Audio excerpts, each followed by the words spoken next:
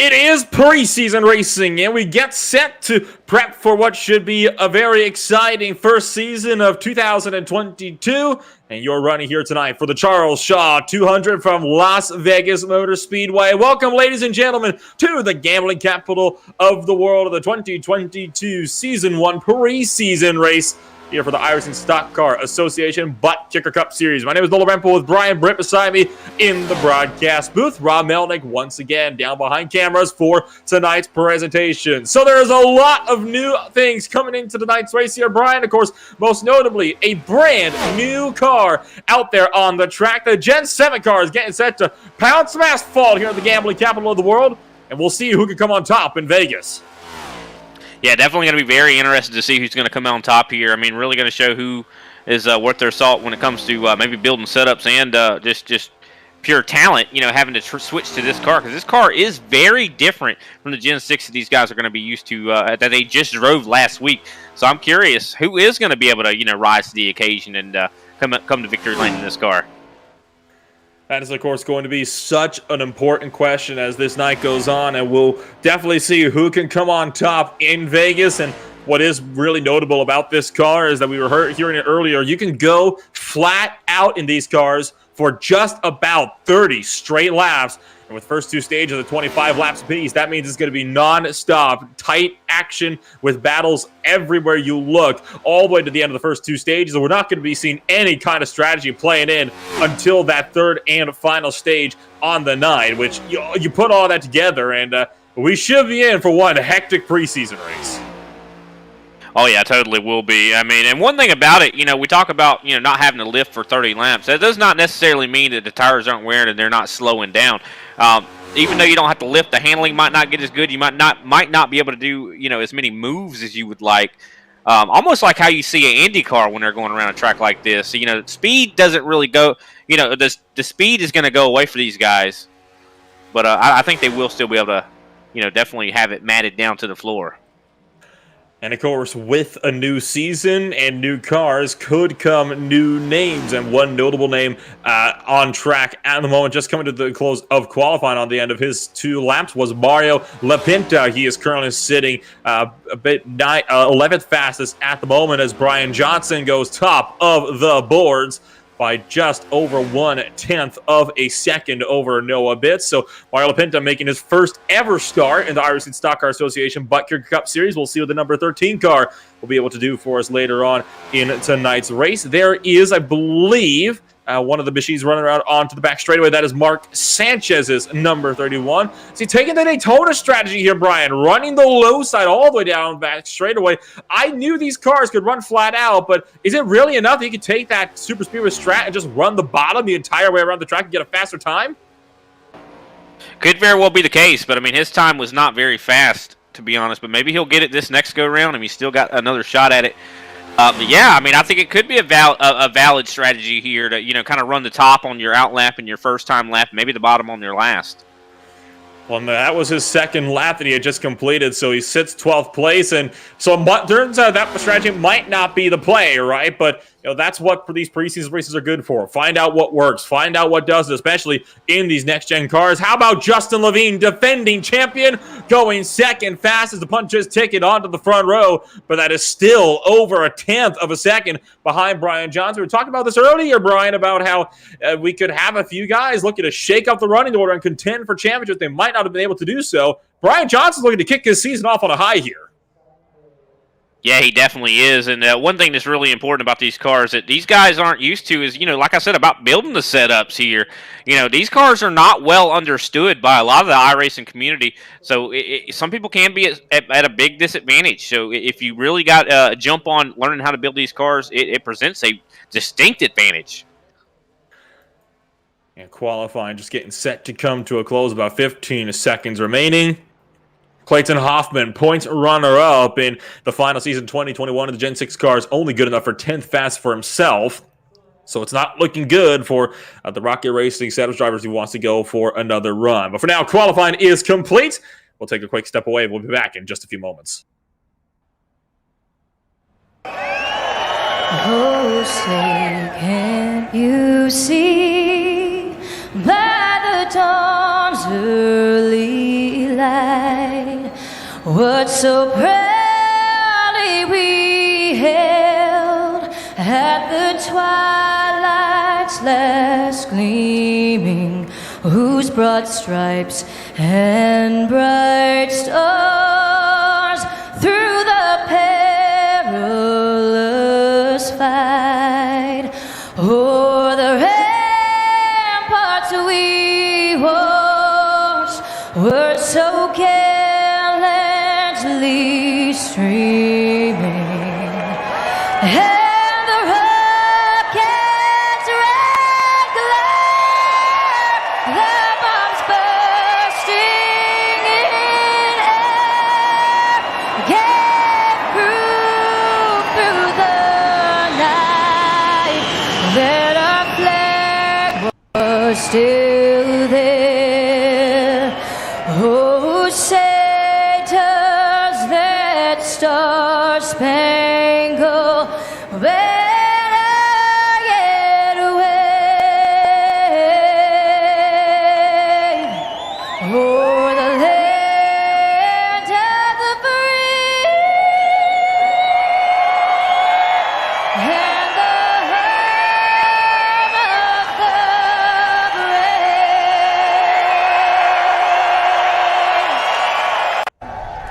Race fans, it is time for those most famous words in motorsports. Drivers, start your engines! Started on pole position here from the Las Vegas Motor Speedway.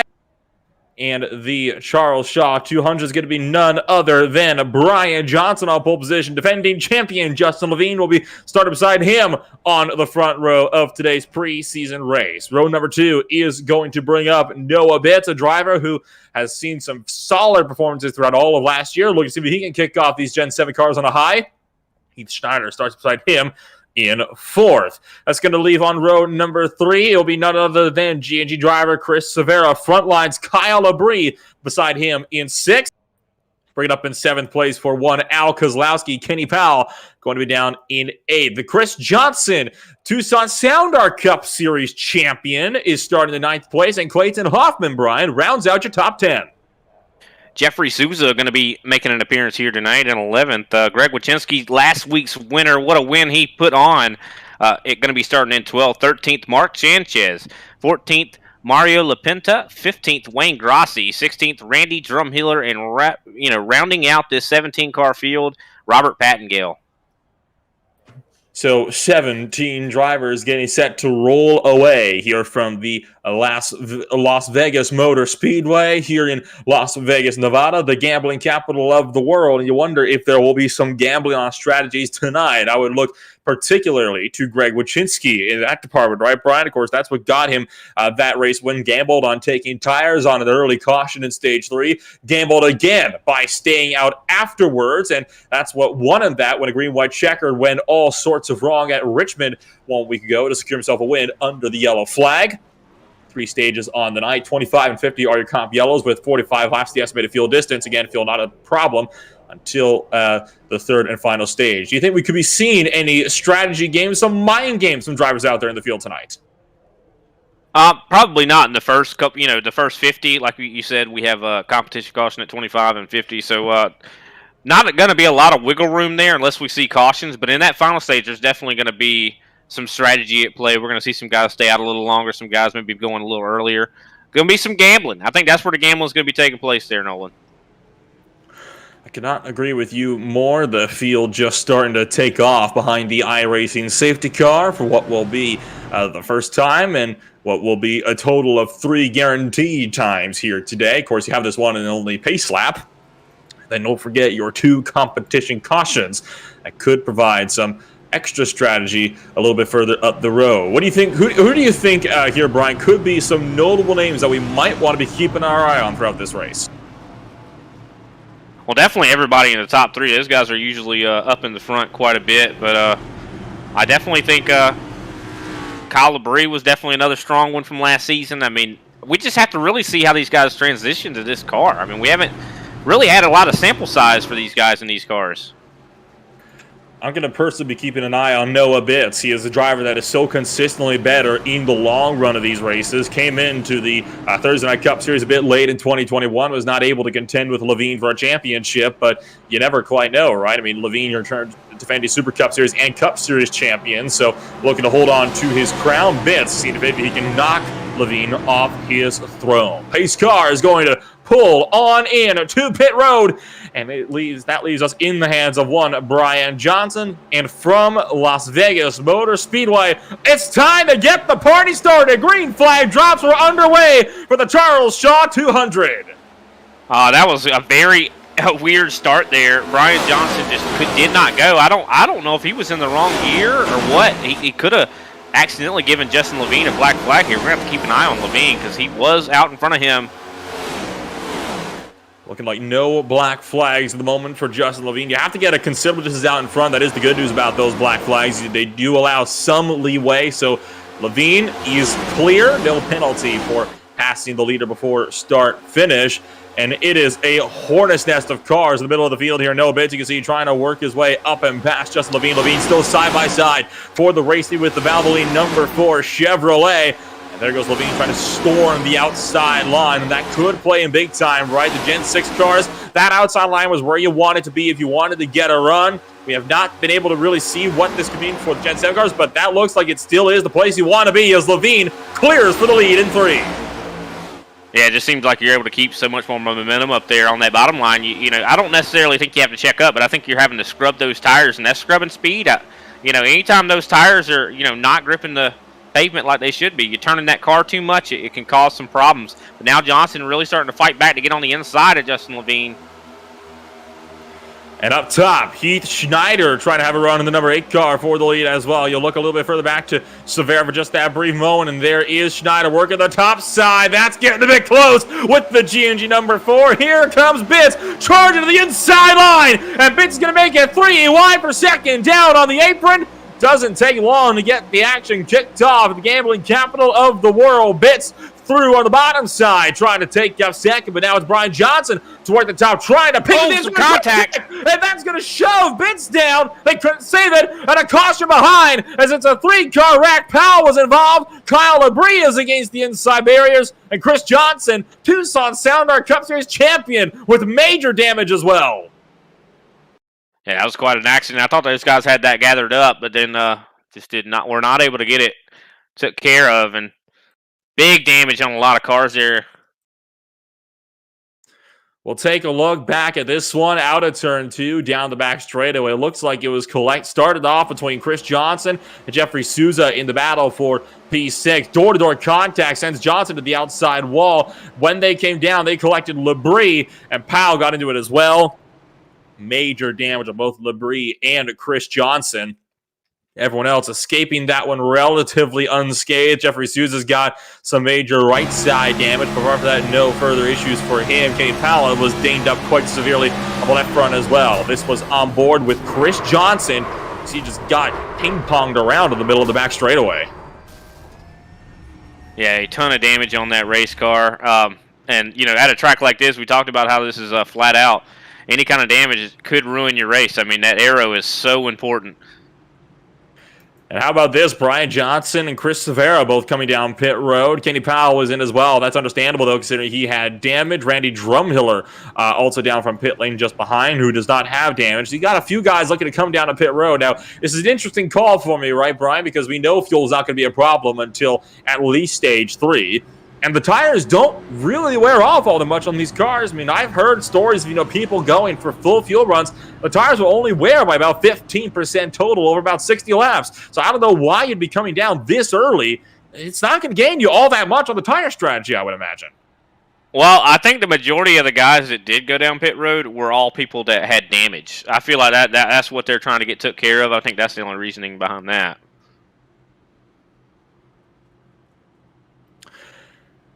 So this is an interesting call at the moment for a lot of drivers out there in the field. Some staying out, some coming in. It didn't take long before we got the strategy games really kicked off here, did it, from Vegas. So hopefully this will be a quick caution. We can get underway shortly. When the caution flew, everybody was still on the lead lap. I believe, though, now Powell's getting set to go one down with Kyle Labrie as well. And Chris Johnson is already one lap down. And you can see already Schneider wanting to double it up and go back racing, moving to the outside line already of Justin Levine. Yeah, definitely ready to get going, that's for sure. These guys are, we're not that long into this race. I mean, only a handful of laps. So like you said earlier, I mean, it doesn't make really a lot of sense for some of these guys to pit, but a lot of these guys definitely hyped up, ready to get this thing going. I mean, that was just a little taste of the action, I think.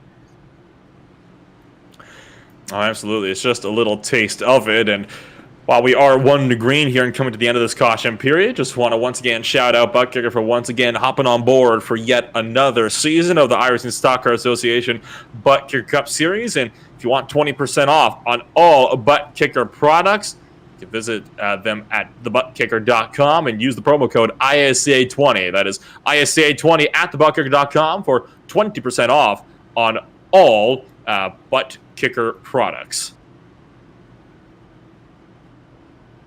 I don't know, some of those accidents we see out there, I don't know if you'd want to have a butt kicker. You might get thrown out of your chair. I don't know, I have a butt kicker. I have not plugged it in or, gotten it set up yet. So I'll definitely let everybody know how it is whenever I do. But here we go, getting ready to go green. Levine going to be in control of the field. Levine going to be in control of this field. Chris Johnson still on pit road. Same story for the DSP driver of Kyle Labrie as the pace car is in. And we get set to go back racing here from the Las Vegas Motor Speedway. Levine is clear and allowing for Noah Biss to get in line. I do not doubt for a second, Brian, that was strategic for Schneider to check up, which will allow the frontline drivers to get in 1, 2, 3 on the bottom side. Yeah, definitely seemed like that was a conscious choice there from Heath Snyder. I mean, he definitely looked like he lifted, because I mean he was almost right underneath him. Looks like he cut him a little slack. A little bit of a bump up there from Noah Bitts into Justin Levine, trying to get him up to speed. And if you look at Noah Bitts' right side, he's got some damage on there. That is no doubt from potentially earlier struggles from this race. This came on that first opening run, and I have a feeling that would have come from that contact we saw for the race lead right as that caution was coming out. Remember when they saved that up in front? So that's what gives Bitts that damage, and so far, frontline still running 1, 2, 3 at the moment, and it is still single file, actually all the way back to about the 11th position on track. That's where we see the first side-by-side battle. Brian Johnson just getting past Randy Drumhill. You see Severa and Jeffrey Souza also side-by-side deeper in the field. Yeah, it was 3 wide back there for just a second, but looks like these guys got it all sorted out. But yeah, there's two by two here. You see, I do believe, it looks like the 4, but I do not believe that is the actual 4. These custom numbers always throw me off, but that is Jeffrey Souza working there with Randy Drumhill, and looks like he's going to go on the bottom and make that pass. And Labrie has taken his car to the garage. He becomes the first official retirement of tonight's race. So Souza now runs in 11th place. Look and see if he can punch his way into the top 10. There you saw Sanchez getting moved down from the outside line by Johnson. That will cause Sanchez to drop outside of the top 10. And let's focus up to Brian Johnson for a moment. He's caught the back end of Mario Lapinta's Black Rifle Coffee Company numbers 13 Chevrolet, trying to find his way up the inside, but he's going to have to deal with Wachinski's number 5 machine first on the top side. So Johnson will go through on the bottom side, still trying to catch up to Lapinta, Grassi, and Kozlowski to head this second train. Definitely a lot of exciting racing going on back there. Also, a little bit of change up here up in the front. Heath Snyder was able to get around Noah Bitts. Clayton Hoffman also looks like that damage may be starting to affect Noah. This car is very, very aerodynamically dependent, right? And they still do have the aerodynamic properties of a brick that you huck through the air, but that little bit of damage is still enough to greatly affect you at the moment. So you see Noah Bitts now starting to slip a bit further back. He'll have to hope he can get that damage fixed under the stage 1 yellow flag. And I think more so has to hope at the moment that second pack does not catch him before the stage caution at lap 25. Yeah, I don't know how safe he is from that. I mean, they have about seconds in between them. Al Kozlowski's leading that second pack right now, but they're all battling. And we see Brian Johnson trying to go underneath Wayne Grossi here. So, I don't know. I mean, I think those guys might be safe. They just all stay in line. And this is what we expected to see from the mile and a half. Tightly packed together racing battles everywhere you look. And that's what NASCAR has been wanting as well. It makes the racing closer, makes it more exciting to watch. And that is what we have been treated here tonight. You know, usually by now at this point in the run, you see people starting to split apart into the maybe 2-3 car trains. That has not been the case. You've got the top 4 breakaway, which is becoming the top 3 breakaway.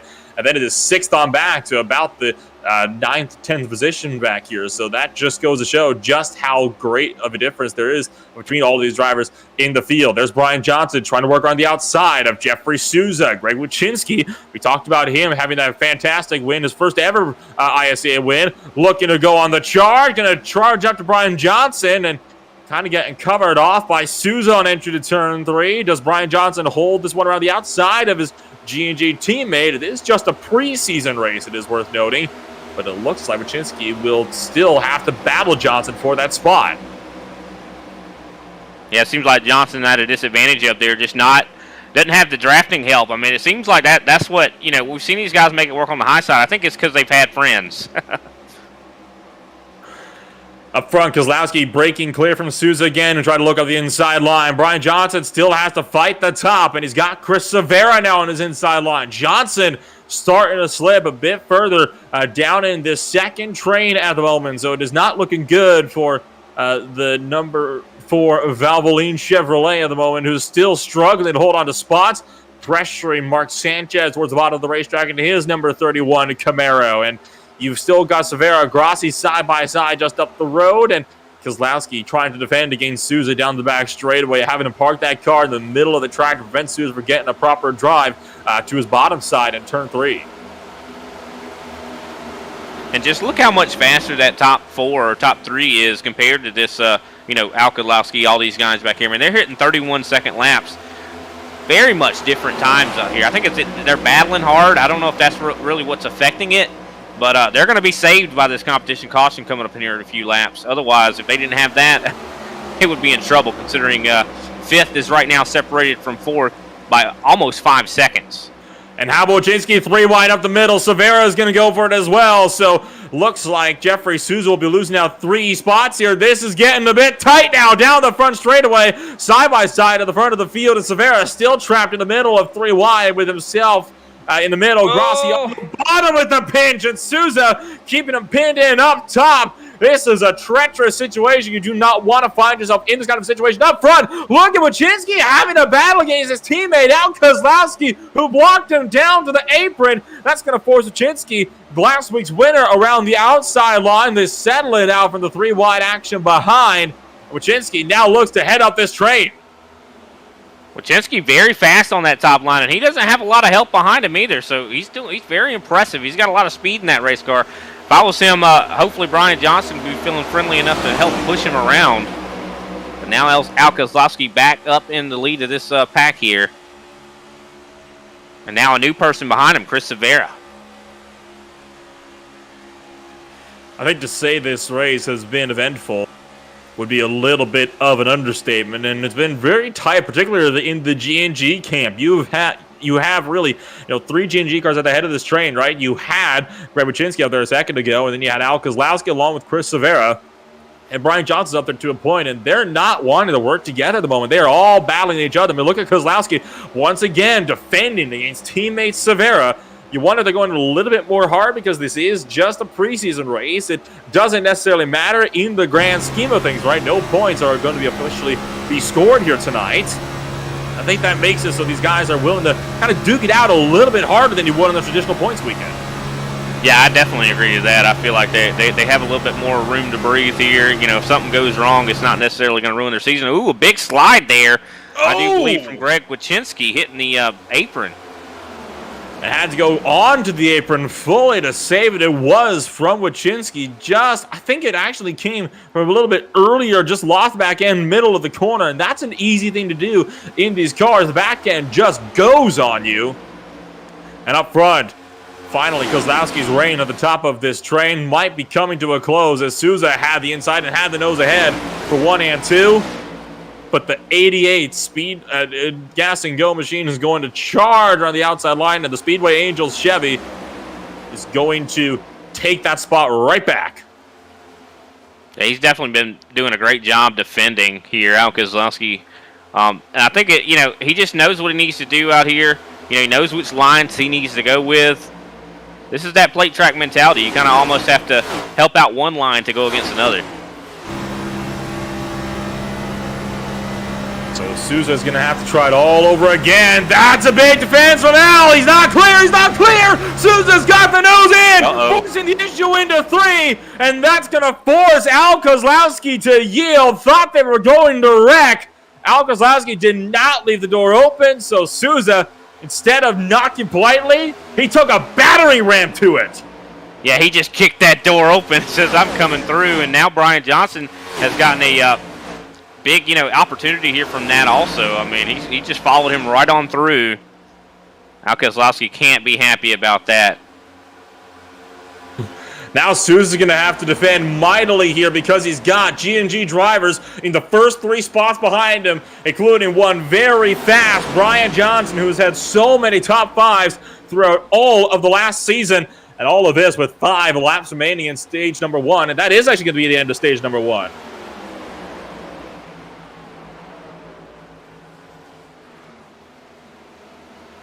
It looks like the caution is out for the stage.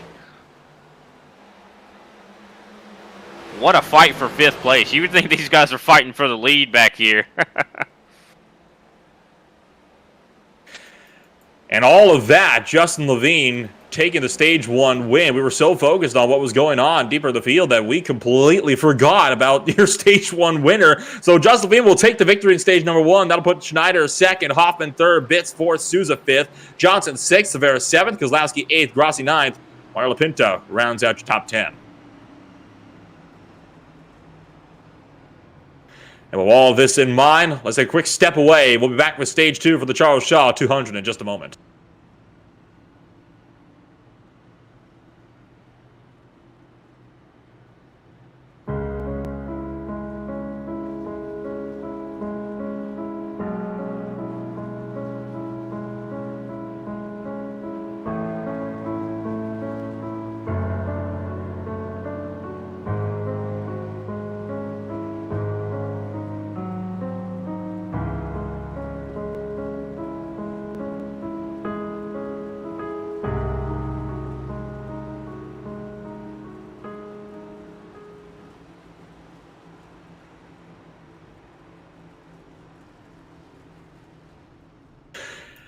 Well, a lot of drivers coming in, but one Souza staying out, interestingly enough. Yeah, not sure how good of a plan that is. I mean, the fall off hasn't been like crazy, but definitely an interesting gamble here. I mean, we didn't think we'd see something like this for sure, but this is kind of reminiscent of what we saw last week at Richmond. Actually, I am going to do some really quick math on that one. I think I know what Souza's trying to do. Whether it's going to work or not remains to be seen. I think he thinks he can make it to the stage 2 on fuel. Could be a chance. I mean, you got to think we did have a wreck that caused the caution, and that's going to be enough to bring his fuel consumption down. And also, this right here is going to bring his fuel consumption down. I think from what I saw, I think the fuel runs 46 laps, so that might work. 23 laps, or 22 laps is how long Souza's been out there, and on the estimated 45 laps of fuel, he should have roughly 23 remaining. And stage 2, we're already well into that now. It's about 23 laps. Theoretically, Souza can make it to the end on fuel in stage 2. Oh my gosh, we're seeing the stripes kick off early, so he's up at the front because the tires don't wear down nearly as much as the Gen 6 cars did, remember? This is actually very unique. So we're going to have a guy at 23-lap-old tires, but they're not going to be that worn down because of how great the tire degradation has been improved in these Gen 7 cars. Yeah, definitely interesting call from him. I don't know if it's really worth it, though, considering, I mean, looking at, how many sets of tires they have here, 5.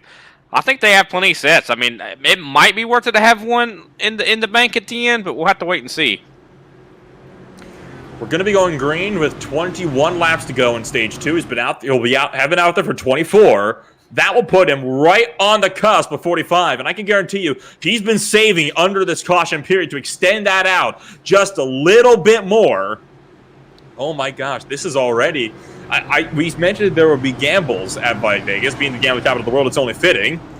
It seems like Wachinski, though, has passed his boldness on the pit strategies right down to Souza. We're not even halfway through the race. We're not even a third of the way through the race yet. Yeah, we've definitely barely made a dent in this thing. We're going to have to see how he holds up, though, versus a guy like Justin Levine. Let's see what his pace looks like. Pace cars down and in to the end of lap 50. Let's go racing once again in the Charles Shaw 200 from Las Vegas Motor Speedway. Souza is off and away, and it's a dead heat with himself and Justin Levine. Turns 1 and 3 are going to be the big tellers as to how those tires will be faring. Souza's holding the bottom side. Levine up top, still getting up to speed. We can expect it to be about dead even all the way down the back straightaway, Brian. I think turn 3 is going to be the real teller here as to how those tires are actually going to stack up against guys further behind him. And how about Souza pulling ahead a little bit still on entry, but not enough to fight Levine back on exit. Yeah, I think this is crazy to see that, the tires aren't really wearing as much as we thought they were. I mean, he's doing pretty well, I'd say, but now he's getting ready to get Tech 3 wide. Snyder on the bottom here. 3 abreast with front lines number 8 on the bottom, clipping the apron. That's going to push Schneider up a bit. Souza scrambles, and how about almost 4 wide with Severa on entry to turn 3. Brian Johnson held the top, and now Souza's starting to tumble down the order here, so don't think it paid off as much as he might have liked. Noah Betts is going to hang tough with him. Chris Severa running the outside. And that's going to force those. The inside contact is made between Severa and Bitts. The gap was open for a split second, but Severa slammed it shut. And that caused Bitts to check up. And one driver fading to the back is Mark Sanchez, not wanting anything to do with this battle up in front. And that's going to leave us side by side with Souza still dropping down the order in behind. He's now on the cusp of losing the top 10. Yeah, it definitely does not seem like that paid off very well. And I don't blame those guys for not wanting any part of that. I mean, if anything goes wrong and you have some major incident, I mean, it's so easy to get caught up in things like that when you're going this fast. I mean, going around this racetrack at 180, 190 mile an hour, very hard to, have a quick reaction. How about Clayton Hoffman making the move for the lead up in front, past Justin Levine for the race lead. Chris Severa looking to push him on the bottom side. So former teammates lending a hand to each other. The Rocket Racing's number 92 looking to power through on the bottom side this time around. He has got the number 33 of Justin Levine running his outside lane as well. So you got front line helping each other up top, and the Rocket Racing driver of Clayton Hoffman being helped out by one of G&G's own drivers, Chris Severa. You have to pick your teams right. And it's safe to say that, Frontline and G&G rival teams at the moment, so Severa's not about to help out the likes of Schneider and Bitts. That top lane doing such a great job pushing Justin Levine, but now it looks like Clayton Hoffman going to surge ahead as they break up a little bit. The organization up top kind of fell apart there. And that was because Noah Bitts took it 3 wide for the second row around the outside line. That caused for Schneider to get side drafted a bit further back. Could not bump draft anymore with Justin Levine down the back straightaway. So Hoffman clear for the race lead. Severa in second. Johnson still looking to battle Levine for that third position. Brian Johnson goes your former pole sitter, still in the top 5 and still very much in contention for the end of this race. 15 laps to go in stage number 2. It's all going to come to a head mighty quickly here. Souza has been able to hang tight in 9th place at the moment. It has not paid off for him. His strategy like he thought it would. Justin Levine going to be going to the front of this thing now. He'll clear for 3rd around Brian Johnson, courtesy of a push from Heath Schneider. But Levine moving out to the outside lane right away. Wanted to pull his frontline teammate with him in the Mustang. Yeah, he looks like he wants to stay up there. I mean, he might come down a little bit to maybe get a little hair of that draft, but he definitely looks like he's wanting to stay up there, work with his teammates, get some good runs going. But now it looks like the bottom lane really has separated quite a bit. I don't know if they're going to be able to hold that top anymore, or if they actually will, considering Johnson falling off like definitely back to 5th now. Noah Bitt's fighting with him right now. Al Kozlowski giving Brian Johnson some good pushes. Hopefully he can get around Bitts, but Bitts has been strong. I mean, he's been a top 4, top 5 car all day long so far. And you can see Levine looking to go for the race lead up in front. Has got the run on Hoffman out of turn 2, trying to close up and take a race lead away. Schneider is keeping Severa at bay, leaving it a Rocket Racing / Frontline do battle just up in front for a potential race lead. But Levine's going to slip back in turn 3, trying to get the outside run that he needs around 4 down the front straightaway, but it is not going to happen this time around. You've got Noah Bitt still running the outside lane as well, trying to close up to Heath Schneider. And in the mix of this, Brian Johnson, Chris Severa also in the works, trying to still run together on the bottom side. But it is such a difficult thing to do. The side draft that these cars can generate is still very much present, just like they were with the Gen 6 cars, only the speeds are so much higher as well. Before those Gen 6 cars, you'd have to back off to about 155, maybe 165 miles an hour. These guys are running around at about 180 miles an hour through these corners still, just about flat out. Yeah, definitely. I mean, one thing that Levine does not have on his side right now, though, is he doesn't have Heath Snyder up there pushing him anymore. Heath Snyder has his own problems as he's fighting, like what you said, Chris Severa, Noah Bitts, Brian Johnson, all these guys are fighting hard. Now, Heath Snyder looks like he's gotten clear from those guys. Maybe he could draft up there to Levine and maybe give him a little bit of help. And I think Levine realizes that he's coming up on him. Levine's looking high, looking low. 10 laps to go in stage number 2. And Levine's going to go to the outside lane this time. Pulls Heath Schneider up just a bit more. If he can link up with his frontline teammate, that's the dream situation because they are going to be free to gang up on Clayton Hoffman. This time he's got the run. He's going to take the run to the inside line of the number 92 down to the turn number 3. Teamwork at play big time here from Vegas, and Schneider goes through to second place. Hoffman falls back to third as Levine going to go to the race lead with Chris Severa still tucked in line for 4th. I was getting ready to say Severa, he is linked up right back with his teammates, so we could see another mounted offense from those two. Oh, and Hoffman with a huge loose moment out of turn 2 that last time by. Got into it just a touch, closed it too much the back end of Heath Schneider. And look at how much time that cost Hoffman down the back straightaway. He's now under fire from Al Kozlowski on the top side, leaving it a top 5 breakaway up the road in front. Levine leads it with Schneider behind him. Severa, Johnson, and Noah Bitts round out the rest of your top 5. And for second place, there goes Chris Severa up the inside of Heath Schneider with Bitts trying to make a move on Brian Johnson for 4th. Yeah, these guys are racing like it's the end of the race. I mean, the stage still has a few laps, guys. Calm down. Heath Snyder going for the lead. Oh boy, that's tight with frontline teammates here looking to do battle this time around. It's not the day that the teams out there really want to work together, is it? So Schneider's going to go through to the race lead. This could open up the door wide for Severa, looking 3 wide for the lead on the bottom, but has to back out. Schneider decided to cover off the inside line as opposed to side drafting just Levine into turn 1. That was a wise move. Severa, will he look for it again down the back straightaway? He's not. Going to give a bump instead to Schneider down the back stretch, trying to push him clear of Levine so he can also try to get clear and then run down that number 8 car and potentially take that lead away. He's also getting nudged out of line by Noah Bitts from the bottom.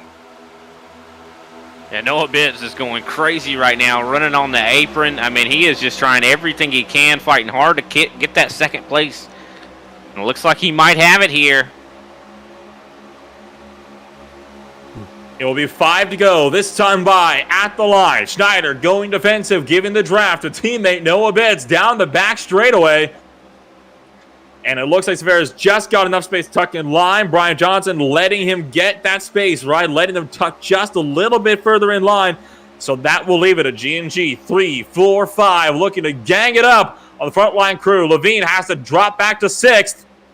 What can Al Kozlowski do to help these drivers work their way back to the front of this thing? It's 3 on 2 at the moment. Bitts covering low, covering back high, and that's going to leave Severa with nowhere to take his run down the backstretch.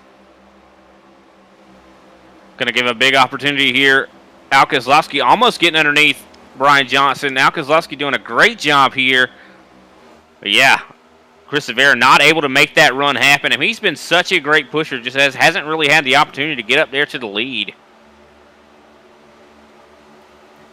I tell you what, for just a 17-car field, this race has been phenomenal so far. And if this is the race that we can expect to see throughout all of 2022 in these Gen 7 cars, I am on board for every last step of it. This has been an absolutely phenomenal race so far. Bits still closing up to Heath Schneider. How long is it going to be before Bits breaks his frontline alliance up the road and tries to go for all the glory of a Stage 2 win, right? Well, I mean, you got to think, Noah Bits, he hasn't been, you know, the most winning driver. He's definitely been one of those front runners for sure. I mean, we've seen, you know, a couple races to where I felt like he, you know, purely deserved the win. I mean, might have even been last week. I mean, he was just such a strong driver. I mean, I'm sure he really wants to get a win, even if this is a you know, non-points paying event. He still wants to try to scratch that itch and get in victory lane.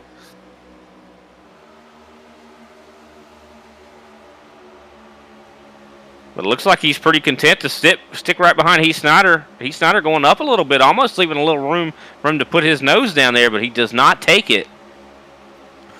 2 laps to go in stage number 2. The time for this is steadily closing in. It'll be 1 to go at the line. Heath Schneider still has the lead. If there's a time for no bits to go for that lead, now is that time.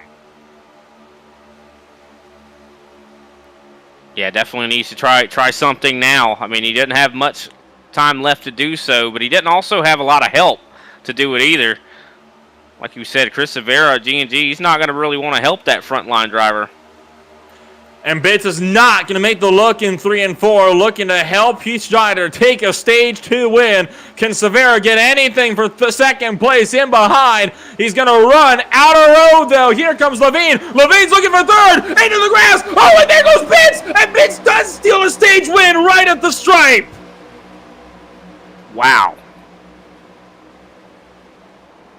What a sneak attack from Noah Bits, and Severa into the outside wall in turn 3 as the caution flies. Turn 1, excuse me.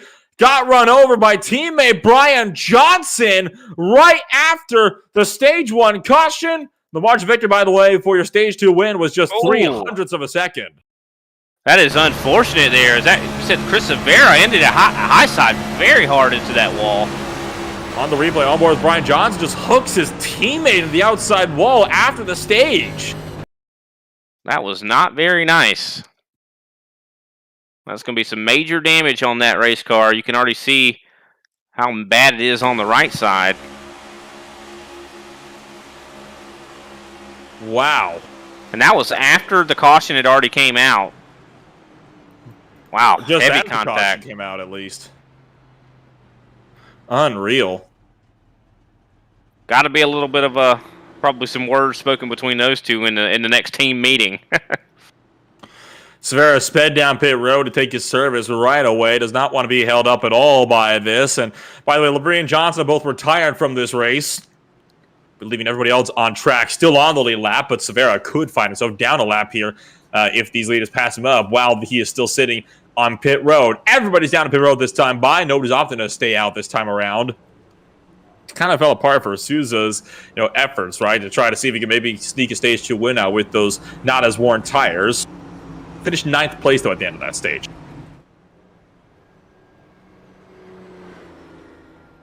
So all drivers safely into their boxes all over the track, and of course it was Noah Bits to lead them down. We'll see if he will also lead them out of pit road, and you can see Hoffman leaving at the moment, and it will be Noah Bits to lead them off pit road. Johnson, though, picks up 2nd place, and that will leave Clayton Hoffman, who finished all the way down in 6th place at the stage. He'll pick up 3rd in the pits.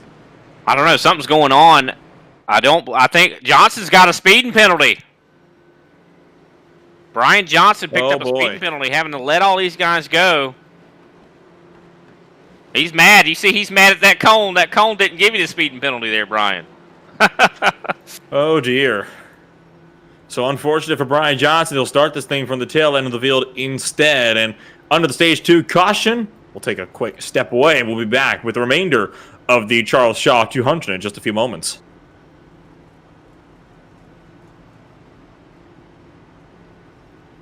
ButtKicker. Feel what you've been missing.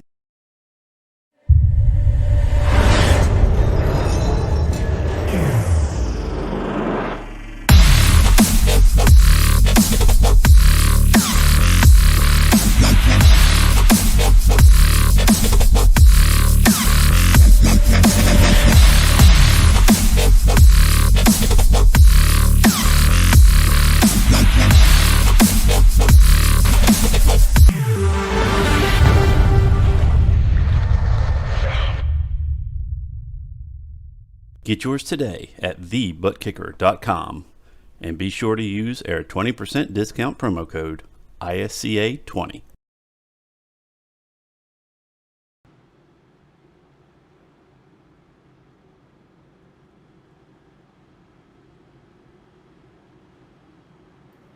And we are still under this caution period for stage 2 of the Charles Shaw 200, but just coming to the close of it, and we get set to see what the fuel strategy will look like for the first time all race long. Yeah, definitely excited to see what this is going to look like, what kind of strategies. I mean, we've already seen, like you said earlier, I mean, a lot of strategy already, even when fuel really wasn't even in the picture, but now things are going to be turned up to 11 here. I mean, we're going to see guys maybe pit a little early, maybe pit a little later. Could see which way it works out. I mean, with how the tires are wearing, we have to wait and see as the pace car is off and the green flag is out. Early launch from Noah Bitt, season clear by a country mile from the likes of Clayton Hoffman, Jeffrey Sousa, and Al Kozlowski. Deeper in the field as we go back to green flag racing from Las Vegas Motor Speedway. But already Hoffman has cleared the field and trying to run him down. Kozlowski side by side with Sousa. Deeper in the field, here comes Drumhiller, thinking 3 wide up the bottom, but there's no space, not enough road as well to get the nose up the inside of Kozlowski before turn number 3. So it's a top 2 breakaway with Hoffman having already caught up to Noah Bitt, but not often, I imagine, for the overtake just yet. And this third place on back for everybody else behind, all in one big field. Yeah, I was kind of confused as to why Bitts went a little early there. I think it's probably because of his damage. Usually at a track like this in these cars, you don't want to go early. That's for sure. As we see a challenge for the lead, Hoffman going to try to pass him on the top. Trying to take the outside line away from 3 and 4. It's not going to be getting the run around the outside line, so I have to tuck in line. That allows Kozlowski into the mix, and Kozlowski going to go outside line, trying to pick up second place, but he's going to lose the draft immediately and has to tuck in line, and in fact loses third place to Heath Schneider. Now Schneider's going to punch his way up to second place already, so Schneider looking to work his way to the front of this thing. It's going to be all over the tail end of one Noah Bitt. Deeper down in the field. You've also got Justin Levine trying to work his way up through the order, which could prove a massive threat if all 3 of those frontline drivers can link up nose to tail. Yeah, definitely would be. I think that's the name of the game here. As many teammates as you can lined up definitely is what you want. If you can get enough of you guys lined up in front, you could run away with this thing. It is a lot like what you'd see at a plate track, but I mean, very interesting also at the same time. I mean, Heath Snyder, he's been leading a fair many laps here tonight. Looks like he's going to try to lead some more on the inside of Noah Bitts. And Schneider's going to go through to the race lead. Sousa's trying to follow, but he hung around too long, on that white line. That caused him to instead lose the momentum he had on Noah Bitts, and he'll have to be side by side with him now. Out of turn number 2. Here comes Kozlowski once again. The 88 Speedway Angels Gas and Go 88 Chevy throwing its hat into the ring.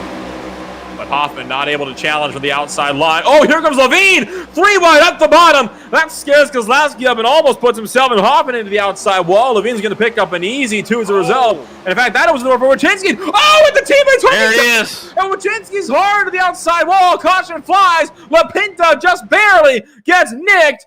And Wayne Grossi slams the inside wall. Yeah, I hate that for Wayne Grossi. I mean, it looked like Wachinski just was coming down full force. No, unfortunate, get caught up in something like that. Golly. Oh, wow. And Kozlowski, I think, lost the back end a little bit. And, right there, you saw Mario LaPinta just barely got clipped at the tail end of the wreck.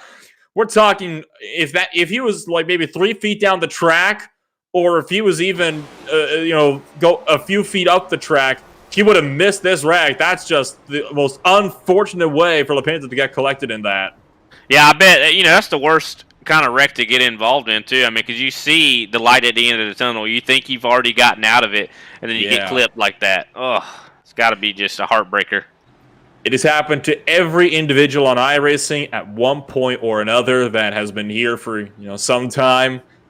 It's unfortunate. It's the way racing goes, though, right? We see this all the time in real-world racing, no matter what walk of racing you're in. We see it in road racing. We see it in stock car racing. We even see it on occasion in quarter-mile drag racing, right? So it's not an uncommon incident, unfortunately. I think the more unfortunate part is that happened between two different teammates that collected in that one. Now, I think the question for this one is going to be, did Kozlowski go down, or did Wachinski come up and turn himself? Yeah, that's definitely a good question. It's one they're probably going to definitely be talking about. I don't know how good the talking's going to be, but we'll have to wait and, I'm glad our audience is not going to be in the room when they're probably conversating about that, because it's probably not going to be pretty. Oh, to be a fly on the wall for some of these in-team discussions, right? Oh yeah, 100%. I mean, love to sit in these rooms, and we ought to have another, almost like another podcast, something where or radioactive, to where we can make that one 18 and up to listen to that one, hearing what these guys have to say. Well, with all of this in mind, we are under caution for the fourth time here for the Las Vegas Motor Speedway. Second crash on the day as well. The first one came about 6 laps into this race. The second one, well, it came just a couple of laps ago. Let's take another quick break. We'll be back when we're 1 to green.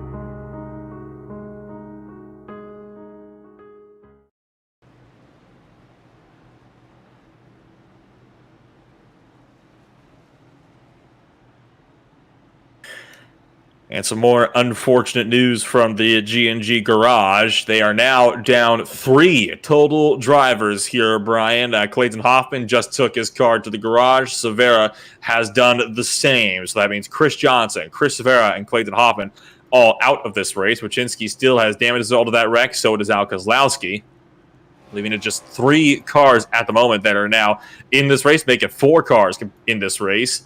But only one of them, really, is still undamaged. Check that. I don't think... No, actually, they all have some sort of damage on them. They don't have a single clean car out there. Yeah, definitely not. I think one of the best-looking rides they have out there right now is Kenny Powell. Even though his teammates definitely got caught up in all that, this has presented him a very big opportunity. So let's run top to the bottom real quick of your whole field here while we are under this caution flag. Heath Schneider is your current race leader. Nobitz is second with Souza in third. That will leave Justin Levine in 4th with 1 Randy Drumhiller in 5th. Powell is 6th with Sanchez in 7th. Pattengale, 17th place. He's avoided a lot of the wrecks tonight. He is now up to 8th place because he has avoided a lot of the mess. Brian Johnson is 9th. Mario Lapinta also collected in that latest wreck. He's down in 10th in his first ever start. Though still +4, it's worth noting on the nights. Overall, still a relative success for Lapinta. Wayne Grossi is in 11th place with Al Kozlowski down in 7th. Both drivers on pit road still fixing some damage. They're also the last cars on the lead lap. Wachinski's 1 down in 13th. Hoffman is 14th, but he has since retired his car. As of 2 laps ago, he'll join the likes of Severa, Labrie, and Johnson from the sidelines. Yeah, you hate to see it. I mean, this race just coming up on the halfway point. I mean, to already be out this thing definitely can't leave a good taste in your mouth. But one good thing about it, this is a fun race. This is not a points-paying race. So even, as mad as these guys will get, they got to calm down and look forward to the next season. I mean, this is just a blip. This is literally going to have no bearing on their next season unless they let it. Absolutely. So it's going to be an interesting restart here, right? We still have time, I would say, for the fuel window to come into effect. 45 laps is the estimated total. You still got 70 laps to go. So with the pace car pulling off, the fuel strategy still has time to develop. The top 6 drivers still out there on old tires. Green flag drops. We're back underway. Schneider jumping up immediately in front of Noah Bitz on the bottom to help out his frontline teammate rocking away. Same story with Justin Levine, making it a top 3 breakaway from frontline in the lead. And I told you just how big of a threat those guys would be if they linked up together. Well, that crash provided them the perfect opportunity to do so. Yeah, it definitely did. I mean, now they're pretty much uncontested. There's not a lot of guys that are going to be able to compete with them now that they're working together, considering, we mentioned about D&G, how a lot of their guys, they lost them. Oh, man, that is a big disadvantage here at a racetrack like this when numbers are everything. Kenny Powell starting to fall back through the field a little bit here. Brian Johnson able to get by him. And also Mark Sanchez working his way up to 6th. I've been really impressed with Randy Drumhiller up in 5th. You have a top 3 breakaway. 4th is running all by their lonesome. That's Jeffrey Suzy just up the road. And then it's 5th on back all the way at the moment to about 10th place down the order. LaPinta getting scared onto the apron just for a brief moment by Kenny Powell at the moment. Trying to look at the inside. Powell wasn't having it, though. You also saw Pattengill lose a spot to Al Kozlowski deeper in the train as well. They're both catching up now to Mario LaPinta just up the road. And Greg Wyszynski look out the inside just up front of around Randy Drumhill as well, as looks like Drumhill is going to lose 2 as Kozlowski also works his way past LaPinta just behind them. And no one be confused, Greg Wyszynski is actually a lap down. So definitely seems like he's still got a lot of spunk in that race car, though, surprisingly. And he just got collected in that wreck, right? He was one of the guys who got turned in the outside wall across Al Kozlowski's nose after he drifted up across the 88 Speedway Angels machine.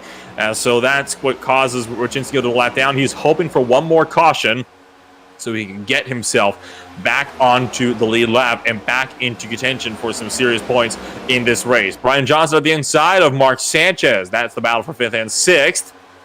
That puts Johnson now up into the top 5. Wyszynski is looking to maybe unlap himself in one more car, but he still has a long way to go to the guys like Heath Schneider, which are the guys he really needs to unlap to get on this lead lap up in front of him. I'm just shocked that car is still as fast as it is. I mean, definitely, if he was on the lead lap, he would be doing a great job here. But I'm very impressed with Jeffrey Souza following right behind there with those other guys. I mean, he could be the spoiler of that team but he needs some help. So, I mean, a caution really would actually help these guys out a lot if Brian Johnson was able to get up there, maybe work with Souza, a little bit of a cooperation between teams.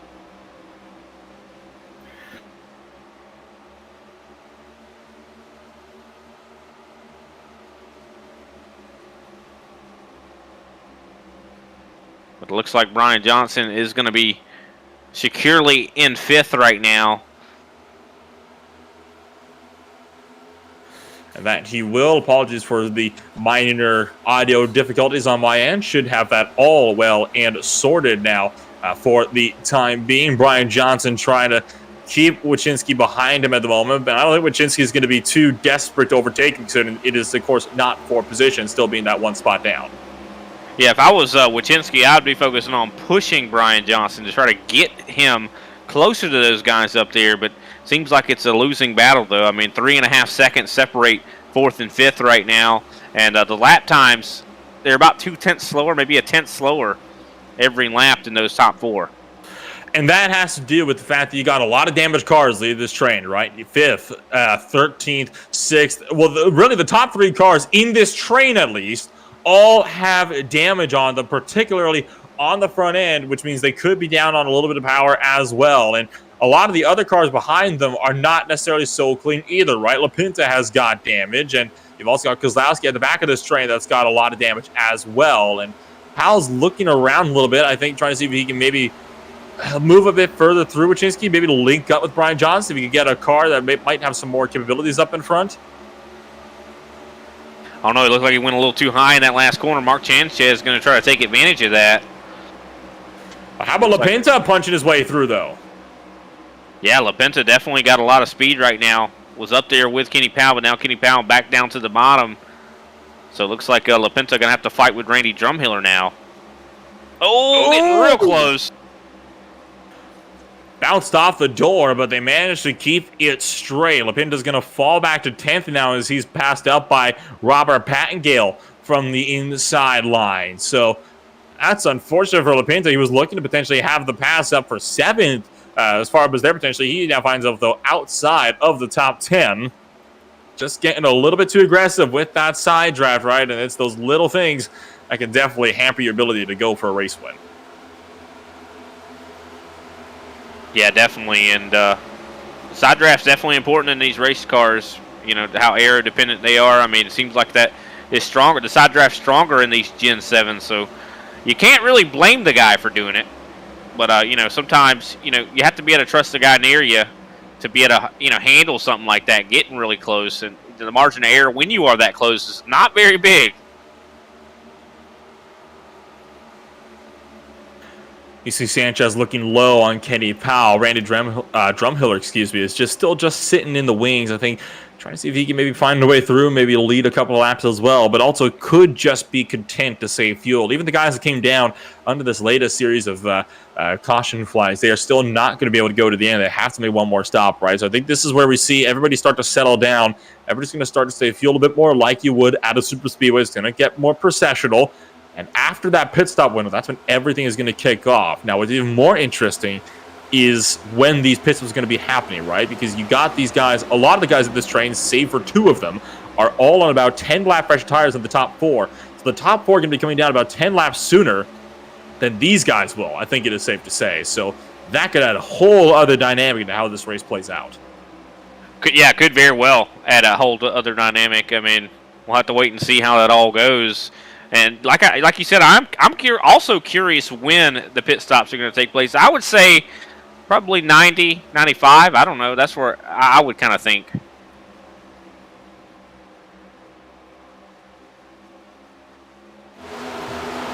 you can also see Kenny Powell now losing a spot to Mark Sanchez in the middle of this train here. So Sanchez, a driver who was not having the best of starts, right? He qualified all the way down to 13th, but he has steadily been creeping his way up through the order, and now he's even put on some more pace. He is now fighting for these top 10 positions and potentially could be as high as top 10 by the end of this race as well. So he's trying to close up to Brian Johnson. Has got potential to do so. Wachinski, the lap down car, I think, starting to drop back a little bit from the outside line.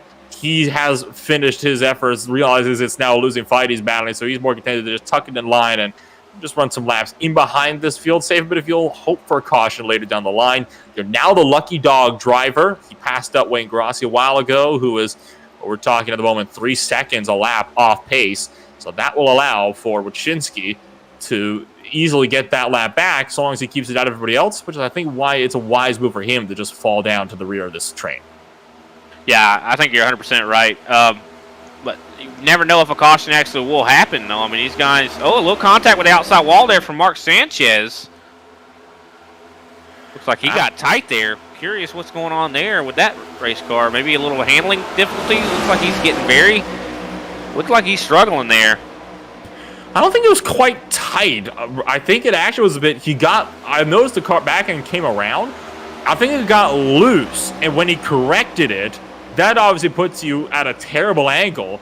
So that's what caused the push up and scrape the outside wall. He did a good job to catch that thing, though. He only just nicked it for the briefest of moments. So that's what's allowed him to maintain pace with minimal damage. Yeah, lost a lot of spots, though. Was up there in 6th, right there behind Johnson. So you hate to see it for him, but, I mean, he's going to live to fight another day. Still in the top 10. Now that's going to give an opportunity to Randy Drumhiller. Going to try to work his way up to Johnson. And like I said, Drumhiller's been very fast here today.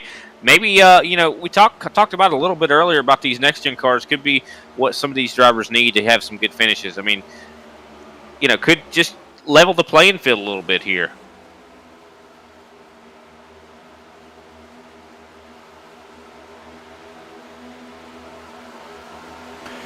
So Mario Lapinto going to pick up another spot for Kenny Powell. So Lapinto slowly starting to pick his way through the order, starting to work his way further up inside the top 10. He is now up to 8th, and he is trying to close on up to the likes of Robert Pattengale, Randy Drumhiller, and Brian Johnson up the road. And you can see Brian Johnson starting to, excuse me for that one just for a second, they're starting to suffer with a bit of technical difficulties, right? Brian Johnson is now kind of having to some of his own little struggles there, so potential connection difficulties with the number 4 car could bring some problems in short order, but it looks like that is starting to stabilize now, which is, of course, the good news, especially when you're in a battle as tightly packed as this one has been thus far. Chris Severa down low in turn number 4, and as a matter of fact, he came down pit road the last time by. This is actually his first time out of pit road for the last 31 laps or so. He is coming back down pit road, interestingly enough. He crashed earlier under the caution period, right? You wonder if maybe he is going to retire now that he put another lap out there, as we watch the top 4 still running their processional single file as they have been since the restart. Well, if I was him, I actually would go out there for even more laps. I mean, it wouldn't take many more laps to catch up to Clayton Hoffman and take that 14th spot away. But then again, it really doesn't matter that much, considering, I mean, this is not really for points. Now, if this was a points paying race all day, I'd be like, don't give up, don't quit. Oh, absolutely. I think that is the big ticket factor that he's considering here at the moment, is the fact that this is not, at the moment, a points race. So he doesn't have to contend very hard with it. So I think that is why he is more focused to just he's kind of resigned himself to settling a bit further down the order and just waiting for this race to come to him. There will be other races, there will be other times. Sounds like now just wasn't quite his time. Kenny Powell making him pass on Robert Pattengale, trying to at least. He's on the bottom, trying to take away 8th. And there's Wayne Grossi going, looks like getting passed by these guys. That's going to be around the top side, and he will find his way through with no further issues. And, of course, Grossi still very, very slow, very much off the pace, has so much damage on his machine. Topped out at 164 miles an hour, running 34-second lap times. And for consideration, these guys are still topping out about 175 for the second train down the back straightaway. And for the guys further up the road, they are still easily hitting speeds of 180. And we are starting to see some fall off. I mean, we were talking about how tires didn't seem like they were wearing. Well, it looks like that's starting to change here. I mean, these guys are almost falling off a whole second now. It is, right? And that's a very important thing to note, is that the fact that the fall-off is slowly coming in. It is not as much as I think a lot of these drivers would have thought it would have been. It's certainly a bit more than I thought it might have been, but it is starting to impact these drivers, which means that fresh rubber could prove very, very important throughout the course of this race as it goes along. And right now the leader is on lap 36 of his stint, so I expect green flag pit stops in the next 10 or so laps, maybe 15 laps.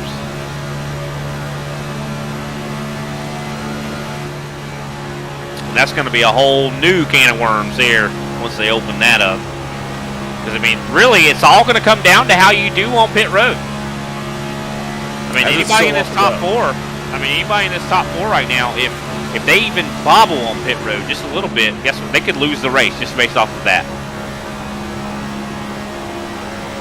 Currently on board with 1 Noah Bits at the moment. You can see the speeds on the right-hand side, still 175 miles an hour, and right tucked up behind Keith Schneider. At any point, Bits could look to take that spot away.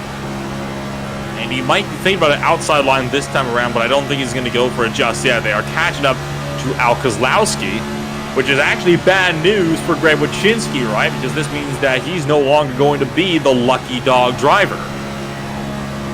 Yeah, it's definitely not going to be good news for him. He's going to have to hope that a caution does not come out and he's able to get around Wyszynski, if one does. Which, I mean, I don't think Wyszynski's going to have too much problems catching up. It's just going to be luck, really. Because, I mean, looking at lap times, Al Kozlowski definitely running a little bit slower here. But I don't know, Wyszynski's not running very fast either. It looks like those guys are going to take the high side to get around Kozlowski, and they're going to put him a lap down. And this is kind of splitting up this little pack, this 4-car pack a little bit now. That it is, and that makes it a pretty interesting dynamic here about this, seeing this pack split apart. This is the first time we've really seen it all race long, right? At first it was the top 3 grouping. Souza managed to close his way back up. This has kind of split them apart now because of that. So Souza has been able to take the 3rd position as a result of all of this, and Levine is still falling back to 4th, but I think they'll still be able to easily work their way back up to the top 2, considering they've broken apart as well. In fact, they already have caught right back up, so that 4-car train is going to reform in a matter of minutes here, which is going to be, or probably even seconds now that I look at it again. I mean, he's right there. Souza's right there. And the gap in between them has really been what helped them. I mean, it gives them a good run. I mean, at tracks like this in these cars, you know, the wake that those front 2 cars are making allows Souza to draft up. And all of this, Wayne Gross was the first driver to come down pit road. Bitts really pushing Schneider down the back straightaway that last time by. Thought he was about to hook his own teammate. That luckily was not the case. None of your top 4 drivers come down this time by. We are expecting them down within the next 5 to 10 laps at the very most. They are right at the edge of the field window here, and this is where it's all going to come into play, right? How do you handle the pit stops? And Brian Johnson, the first driver from the lead lap to blink down pit road. Yeah, it's going to be a little scary, though. I don't think anybody went down with him, and you need help. You know, surprised no one went with him. Nobody went with him, but it was really the only driver in that pack that was able to come on down all at once. So this is, shall we say, going to be a tricky situation that he now finds himself in. So fingers crossed that could potentially pay out for him. Up on the jacks for the left-hand side, and we'll see what his total pit stop time will be. So he is the first driver from the lead lap to come down pit road. Meanwhile, Lapinto trying to break his way into the top 5 for the first time today, as he's fighting it out with Drumheller through turns 1 and 2 this time by. So Mario Lapinto has certainly come back with a big head of steam. He was not anywhere near race pace in practice or in qualifying. He has pulled it all together, though, just in time for race time. Kenny Powell, meanwhile, has also come down pit road. I'd like to also turn our attentions up further to the field. Noah Betts has just passed up Levine for the 3rd position. It is now threatening Jeffrey Souza for 2nd now. So you've got Noah Betts, who might be looking a bit aggressive, trying to find his way past Souza, link up with his frontline teammate of Heath Schneider. You cannot afford to have this outsider mixed up in your train here, can you? No, you definitely can't, and I think that's what's really been impressive with Souza is that he's been able to make something happen like that, but it looks like he's going to be falling back behind these guys. He goes up to the high side. So they're right back into pretty much the top 3 being front line. And I think this could actually be a sign that Souza's about to go down pit road. I mean, you don't give up that position for no reason. Not this time. Maybe next time by, though. We'll wait and see how that one could potentially play out as this race goes along. Still no takers down pit road this last time by, and everybody still needs to make that one stop, save for the likes of Brian Johnson just came down pit road. Kenny Powell also just came down pit road. Drumheller making the next driver to make the call that he'll be coming down pit road this time by. He's currently in 1 and 2 and behind the train, so nothing to worry about there. Your top 4 stay out, but it'll be the 44 car next one down pit road. We'll see if anybody comes with them. Yeah, I wouldn't be surprised this next time. I think a lot of people are going to be going down pit road. Surprised that these guys have waited so long, you know, being on a little bit older tires now. I mean, I guess they want to be on newer tires closer to the end. Could very well be the case here. Well, yep, Drumheller, just like promised, right down pit road. Oh, and here come your entire top 4 grouping coming down to pit road. That's tight between their top 2. Locking up for Schaffner, locking up as well for Noah Betts, and both drivers somehow avoiding the penalty as they were drag racing it into pit road. Your entire top 4 coming down together. Just on cue, Lapinta's in. Pattengale is in. I think you called it. Everybody coming on in this time by to get that service. Heath Schneider almost running through his pit box. And one driver, I think, that might have missed it. Check that just coming out of pit road. I am mistaken on that one. This is the money stop right here, and there's still an opportunity to speed. I don't know, these guys are so close to the exit here, so I don't think they're going to have that opportunity. But Souza doing a great job on pit road, able to come out in 2nd relative to these guys. Once it all settles out, I do believe he will be in 2nd. Sanchez, of course, is the leader right now. So at the moment, it is Sanchez, Kozlowski, the only drivers that have yet to pit. LaPinta just exited pit road with Robert Pattengale in front of him. Now, LaPinta lost the spot to Pattengale because he overshot his pit box, had to back up, and he could lose a spot to Drumhill as well at pit road, but it looks like they'll just be able to come out in front of the number 44 Chevrolet. Up in front, Noah Bitts is vulnerable. Souza's under fire from Heath Schneider, but they are closing up big time to Noah Bitts, and Bitts has got nobody to help him. Does Schneider opt to go with him, or is he going to potentially try to just tuck in the line and help his frontline teammate? Gonna link up and help the 87 again. Yeah, you could just see how much of an advantage it was for those guys to be right there with each other. Justin Levine and Heath Schneider able to make quick work of Jeffrey Souza.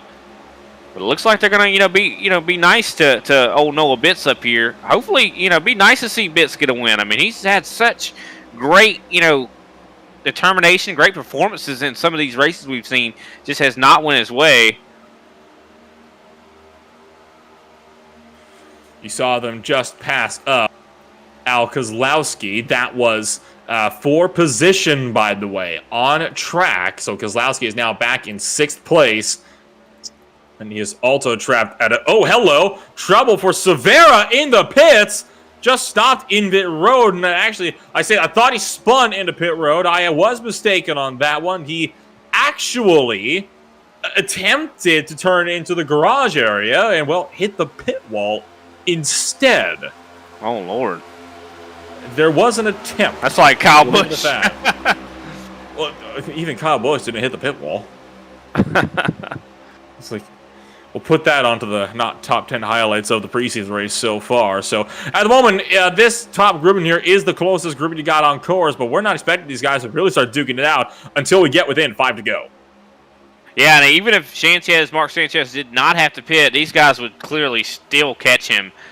Just considering their lap times, I mean, 30.355 last time by with Noah Bitts, and Mark Sanchez hitting a 31.636. So I mean, much different lap times. I mean, it's 1.3 seconds difference. I mean, that is quite a bit. You saw Souza underneath Levine as well, trying to go for third. That has not gone anywhere, though. Souza's going to have to tuck back in line as Levine pulls around the outside. He'll secure third place into turn number 3. So, pit stops just about completed. We are just waiting for one Mark Sanchez to come on in. 28 laps to go. He's been out there for 45 now. He is the only driver that has yet to pit. He is 14 seconds in front of your leaders. He will most certainly be losing his lead lap. Or, well, he'll be losing the lead. Could potentially lose a lap as well. Sanchez, you called it, into pit road. Yeah, I mean, once you say 45 laps, he's been on, in that race car. I mean, he has to pit sometime. I mean, I think that time was now. I'm sure he was on fumes. And it looks like Bitts going to be falling back. He's back to 5th. Souza trying to look for 3rd. A bit of a moment there in turn 3, almost collided with his teammates in turn 3. They managed to recover nicely, though, so they're going to now inherit the race lead, with Chinsky also coming in for his final stop on the night. So, with all of this said and done, the battle for third will continue to rage on. Noah Bitts falling in line behind Jeffrey Souza. They're starting to lose touch to Levine Schneider up in front. If I'm Noah Bitts, you gotta, I think, kind of take it on the chin at this point, and you don't want to help him, but you're gonna have to, or you're out of a shot for a race win. Yeah, I think that's 100%. I think coopetition, as one of my buddies always says, that's kind of what you're gonna have to do here. Cooperate, but still try to, do what you can. I mean, you have to. Sometimes you're forced to have to help the guy you don't like, or on the team that you don't like. Yeah, I can't agree. I can't disagree with that one. I mean, that does make logical sense. It's a bit unfortunate, of course, for him, but you do what you got to do, right? You definitely do. I mean, you got to do what you got to do. I mean, and it looks like he's doing it. I mean, he's going to try to push Jeffrey Souza along. Hopefully, they can catch up, make this a 4-car battle again, and maybe he can link up with his teammates. That's what Noah Bitts is definitely wanting.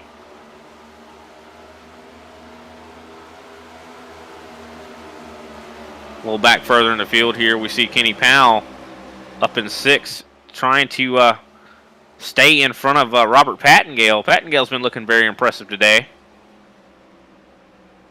A lot of guys have been looking very impressive in this next-gen car. I mean, it definitely gives you a lot of hope for next season. I think, honestly, Robert Pattengale really sticks out for me in this term, doesn't it? Because, I mean, in the Gen 6 cars, he was so consistently, further towards the tail end of the field. And that was even the case in this race initially. He was hanging around way back in the field, off the pace initially, and that's what we thought it would be. But now, he has just come into full force. He is now consistent in the top 10. Pattengale is looking set for potentially his first, I believe this would be his first top 10 in the Irish Stock Car Association for his ButtKicker Cup Series career. He, of course, has gotten them before in the Saturday Night Cup Series, but can you really say those count necessarily when you've only got about 10 cars in the field back when Pattengale would run that series? First, I would say this is his first top 10 in the meaningful grid here, though. Last one on the lead lap, yes, but considering you're still ahead of 10 other drivers, that's not anything to be ashamed of. No, definitely not. I mean, surviving is a big deal here. I mean, we've seen some tons of race-ending crashes already here today, and he's managed to avoid it. I mean, that's half the battle. I mean, there's a lot of respect given when you're able to survive wrecks.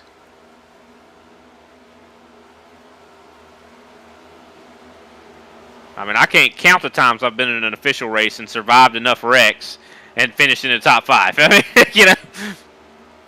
Oh, I know exactly what you mean. I mean, wow. Okay. I guess I'm not going to. I think he just had a little bit of a code error or something like that. Yeah, error 404. Please restart your system, right? You need to reboot. I couldn't agree with you more, though, right? I mean, that is how this race has been so far, and it's how this race could very well continue to go along. It's getting tight for the top 4. This time by, Bitts was being pushed by Souza and actually ran over Levine's bumper. They managed to survive it that last time by, but that allows for Schneider to get a bit of a gap, and 20 laps to go. It's starting to pick on up just a little bit more from Vegas. Yeah, I think they're starting to get a little desperate out here, Nolan. I feel like, they see that 20 laps to go. It's time to get going. That's what they're saying. This could be some of the moves we see to maybe for the race win. Is look at that. Bitts on the bottom, going to be trying to hang out Justin Levine. And this could make it 3 wide for the lead. Bitts to the inside of Schneider. Levine look for the top side. Not going to happen, though. Souza's up the bottom. He'll make it side by side, 2 rows deep for the top 4 positions. And Bitts still fighting the inside lane. Schneider up top. The Frontline Alliance finally crumbles. It wasn't going to last. We knew that, right? I mean, they are firm believers that when it comes down to it, you got to do what you got to do, and it becomes every man for themselves. I didn't expect it quite this early, but I'm not going to complain about it, and I'm pretty sure Souza isn't going to complain about it either. No, definitely not. One thing about it that's going to complicate things, these guys look like they want to go 3 wide, but there's lap traffic coming up. Quite a bit of it, actually. There is, and that's going to cause them all to have to go to the inside line. They're going to get through it, thankfully, and Souza now looks for a potential charge up through the field. Levine still runs the outside lane above him, though, keeping him pinned down towards the apron. And Schneider using every bit of the racetrack that he can, looking high, looking low, trying to keep Bitts behind him. And Noah Bitts has got quite the fight up ahead of him. I mean, I think, honestly, at the moment, Noah Bitts is among one of the best drivers that can contend for a championship with Justin Levine. This could prove a crucial thing here right now to see how this dynamic between these 2 drivers could develop throughout the course of the season. Yeah, you got to love to see that, though. Guys on the same team willing to race each other. I mean, a lot of, I don't like to watch guys that kind of like, they have their team orders. Don't race him. Let him go. Come on. We got to they should race it out. I mean, there's no money on the line, or there's no actual cars on the line, so I wouldn't even be worried about that. I mean, we're getting close to the end of this thing. Race it out. And why not, right? The time to come is now. It's time to go, go, go for all of these drivers out there in the field. Under 20 laps remaining. In fact, under 15 now. Yeah, Robert Pattengale back there in 7th, starting to try to fight back with Mario LaPinta here. Those guys have been kind of drafting right there, so it's up in the air whether, who's going to finish in 6th and 7th. So there are still some battles going on in other places out there, but pretty much the battle is for the last lead lap spot here, as everybody else has been put a lap down. And it won't be long till those guys go a lap down, I do believe. Because, I mean, as you can see, if you look at from Heath Snyder's point of view, you can see those cars up there battling. And those battles are between Pattingill and LaPinta, as it turns out. That's a battle for 6th and 7th up the road that they are steadily starting to catch. And it is worth noting that this is the type of race we can expect to see at a lot of the mile-and-a-halves, right? Especially in the coming weeks. Looking forward to Season 1. Atlanta Motor Speedway coming up next week, and we expect to see this racing there. We can expect to see it at Texas Motor Speedway. We could potentially see it at Kentucky as well for Season 1. And don't forget, we come to Vegas again for the season finale of Season 1 to top it all off. So this is a good kind of preview, I guess you could say, on what we can expect to see from your season finale. Yeah, it definitely is. But one thing I'd like to talk about next week about Atlanta, I mean, Atlanta is a mile-and-a-half, but it has its own unique character. Even in these race cars, I mean, you expect to be driving it flat out, but I don't know if that's going to really be the case. I mean, you're going to probably have to lift a little bit, just considering how bumpy that track is. And you saw as well, Souza tried to look at the inside of Levine again, but it did not work. It is so hard to pass when you have nobody that wants to work with you up the road. And how about up for 5th place, just over from these guys, Brian Johnson, has been caught by LaPinta and Pattingill, and they're both going to pass him by. So LaPinta is through now to top 5. Wouldn't that be a story for Mario LaPinta, right? First ever start, you start 14th place, and you come away with a top 5 to top it all off. That would be a dream situation for that number 13. This has been a dream situation for a lot of these guys. I mean, I think this next-gen car has been good for a lot of these drivers, really giving them a lot more confidence. I mean, like we said, you said LaPinta top 5. I mean, look at right behind him and Robert Pattingill. I hate to keep talking about him, but I mean, like you said before, not been one that really performs well usually. But tonight's been totally different for him. He's been out there out racing guys like Brian Johnson. I mean, that's something to be said about that. Oh, absolutely. And it goes to show just how competitive this field can be, how competitive these cars can be. And that is going to make it such a fantastic season when we actually get this thing underway properly. This is how competitive we can expect even some of the slower guys to be. I mean, like I said, I am here for it. Levine going for 2nd place, further in behind. Not going to happen. Souza's side-by-side now for 3rd, just behind. So the battle for the podium position is certainly not over by a long shot. Under 10 to go. As Souza clears for 3rd. That bumps Levine down to 4th place now. Up front, Schneider still closing into Noah Bitts, still looking to hang with him. And they're getting ever closer to that battle for the top 5 up the road. Now, here's the crucial thing, right? They do not have to move aside for your race leaders. That is going to be very critical. They are completely allowed to battle for those positions. Bitts going to make the move around the outside line and try to go for the lead. Schneider around the inside line going to try to take it back. Yeah, Jeffrey Souza trying to make something happen, fighting here for a second, was almost fighting for the lead. And when they get up to these guys, it's going to be like a veritable minefield. I mean, really, whoever makes it through this is going to be the one that's probably going to win this race. So Heath Snyder's got to hope these guys maybe get out of the way. Look at that. 3 wide for 2nd right now. Levine on the bottom. Oh, and Souza's pinching him in.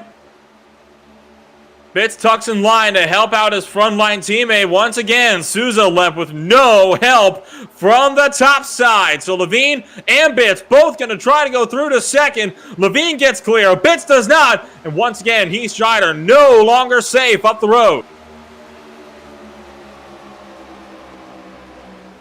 Curious if they'll even make it up to that lap traffic. I mean, those guys have been running pretty quick enough to stay away. I mean, they might even make it. They might make it up to Greg Wachinski here, but yeah, Souza just been at a clear disadvantage, not having a teammate help out there. But still, got to be impressed that he's been sticking with these guys this whole entire time, and he's been competitive.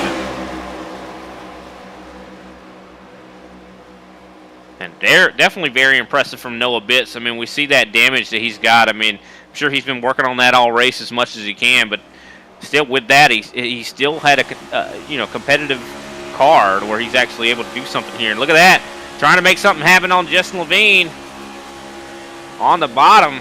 Looks like he might get clear here.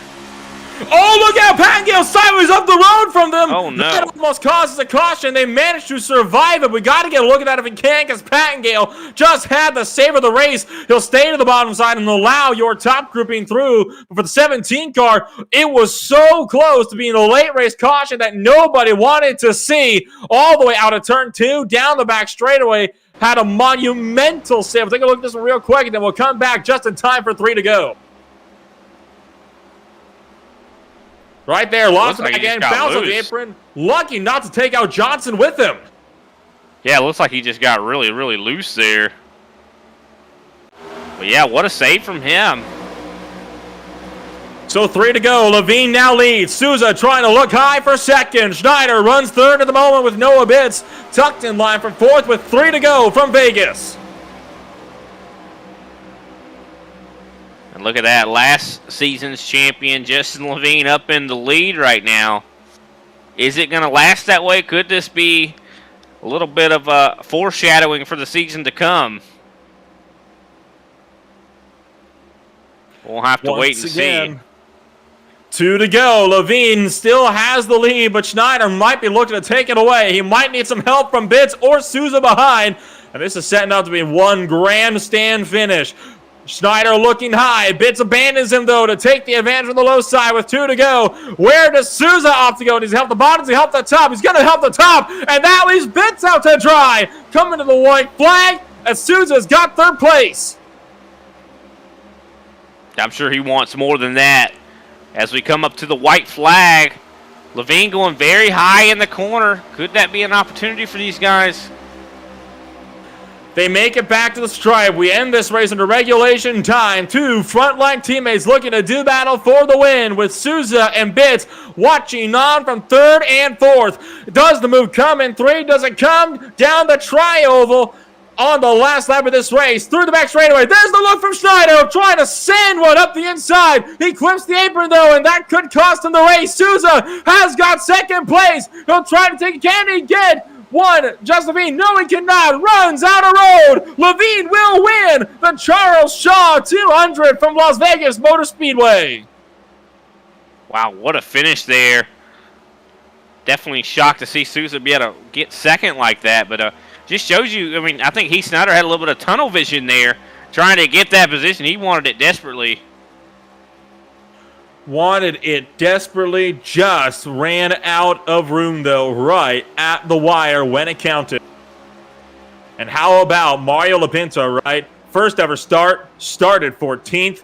He will finish this race in the top 5, second to last car on the lead lap. All cars across the line. Let's take a look now at your official post-race results here from Las Vegas Motor Speedway. It is Levine to take a solid victory with Souza in second, just a little ways back. Pipped Heath Schneider after Schneider bounced off the apron in 4. Noah Bitts will be in 4th place. Lapinta's 5th with Brian Johnson in 6th. Robert Pattingale, the first driver, 1 lap down. For his first top 10 in the ButtKicker Cup Series season, 17th place where he started. Dead last, he finished in 7th place. Biggest mover on the night for him. Mark Sanchez is 8th, with Randy Drumheller in 9th. And Kenny Powell rounds out your top 10. Yes, sir. And then finishing 11th, Al Kozlowski. He's going to be 2 laps down. Greg Wachinski in 12th. Wayne Grossi going to be finishing 13th. Chris Severa, 14th. Clayton Hoffman, 15th. Kyle Labrie in 16th. And Chris Johnson in 17th. And that will round out your field here tonight from Las Vegas Motor Speedway. We'll start to bring up your podium finishers to give them all a chat here in just short order. And we'll kick things off with race winner Justin Levine. Levine takes it home, had some help, courtesy of Heath Schneider, who bounced off the apron in the last corner. And Levine, you start the 2022 season on a high with a win at Vegas. Oh, it was a lot of fun. I got to thank Heath and Noah right off the bat. Like, having teammates in this race, and it's all pack racing now. Like, the next-gen car, you need a buddy. You absolutely do, and you certainly made that buddy system work out for you guys out with Frontline today. You were doing a great job working together. Was that always going to be your intention, work together as a pack if you could get linked up? Oh, 100%. especially with the next gen, like as you can see, the racing, it's all pack racing. So by having us linked up and working together, we're able to control the race, and that's exactly what we try to do. And then towards the end, we kind of try to battle each other, and especially with Souza getting a lot of big runs there, we had to battle it out a little bit out there. And of course, the season is going to be kicking it off at Atlanta Motor Speedway in 1 week's time. And it's a track vastly different to Las Vegas Motor Speedway. We're expecting it to be nice and tightly packed, but do you expect it to still be more of a one-line track like we saw Vegas be here tonight? I don't think so. I think especially with it still being bumpy and not having the new Atlanta, tire wear is going to be big. So hopefully that we can drift up and go to the middle and have the top. Like I still think it's going to be pack racing, at least for like the first 20. But after that, I think you're going to have a tire situation there.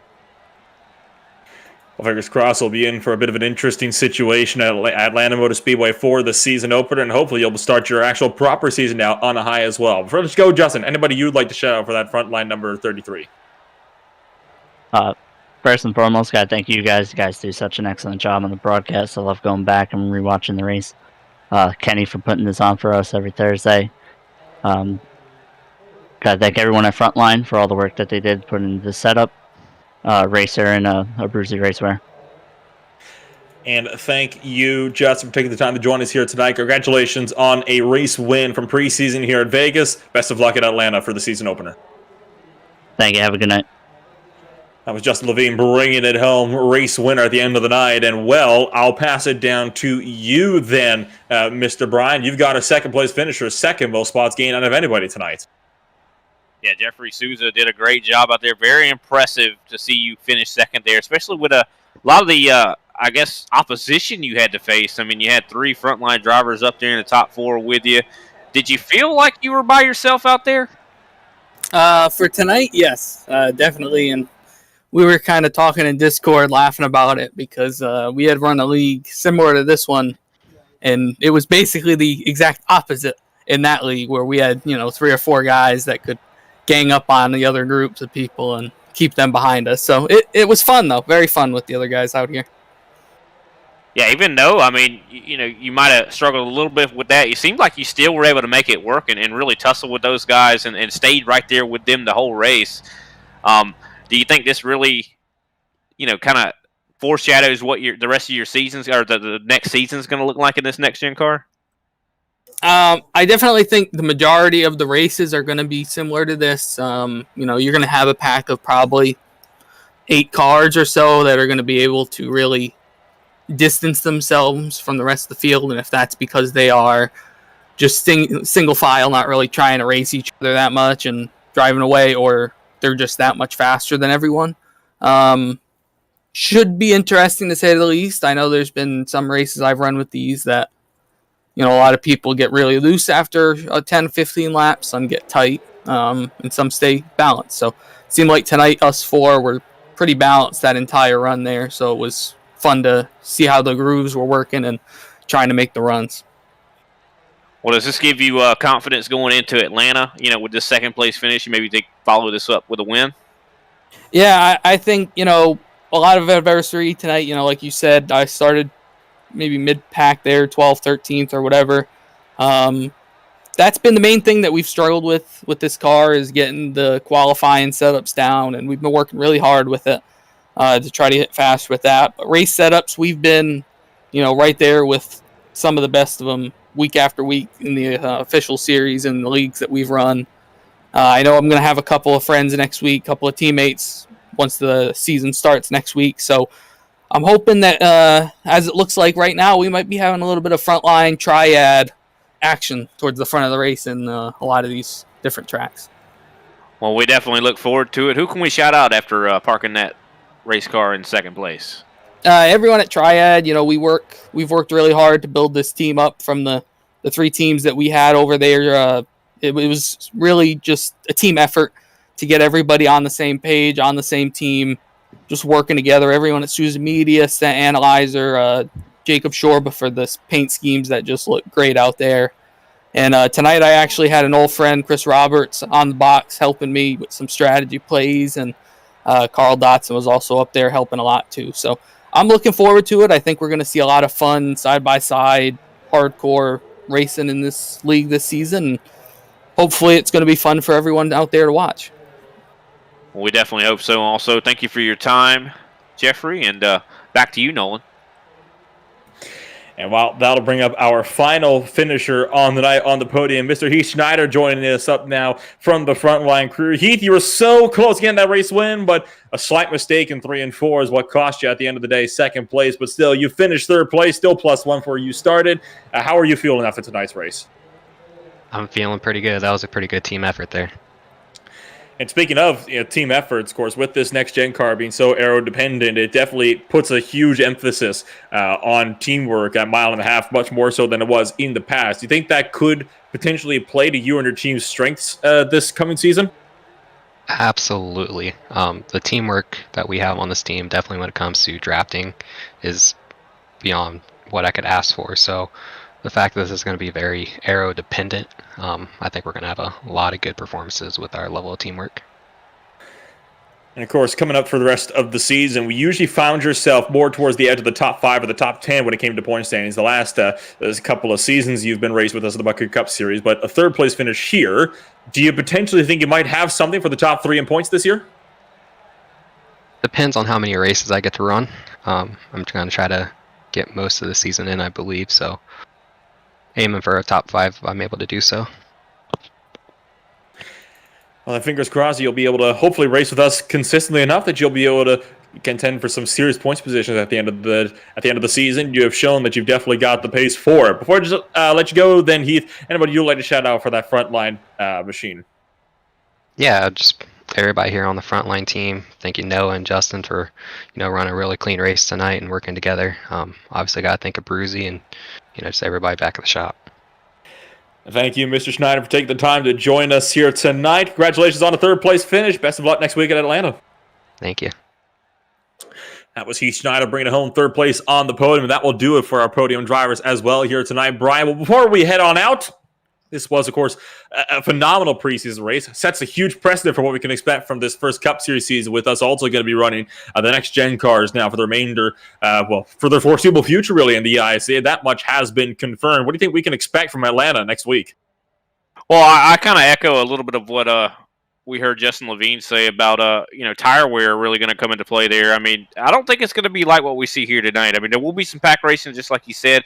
But going to be interesting. I mean, Atlanta always provides some of the funnest racing because it's a 1.5 miles where you still have to drive it. Can't wait. I think I cannot wait for that one either. And, well, for us here from Las Vegas Motor Speedway, that is going to be all the time we're going to have for one night. Thank you all for joining us for more ISCA action from the ButtKicker Cup Series. This Saturday will not be at Las Vegas. We'll be at the Phoenix Raceway for the Tucson Sounder Cup Series season. We hope to see all of you guys there. I've been Ola Rempo in the broadcast booth. With me has been Brian Britt with Rob Melnick down behind the cameras. Thank you once again for joining us for some more thrilling Thursday night action. We'll see you all either this Saturday at Phoenix or next week in Atlanta.